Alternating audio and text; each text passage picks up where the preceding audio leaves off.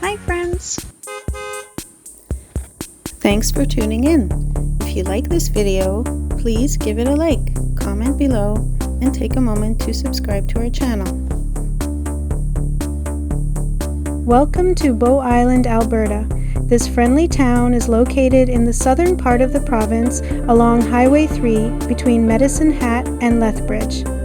It sits in a wide, flat area of prairie land that's perfect for farming, and it's especially well known for growing some of the best dryland crops and seed potatoes in the country. Despite the name, there's no actual island here. The name Bow Island came from a nearby spot on the Oldman River that early explorers mistook for an island in the Bow River system.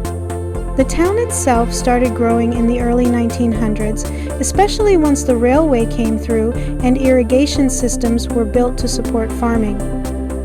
Thank you for joining us on this tour of Bow Island, Alberta.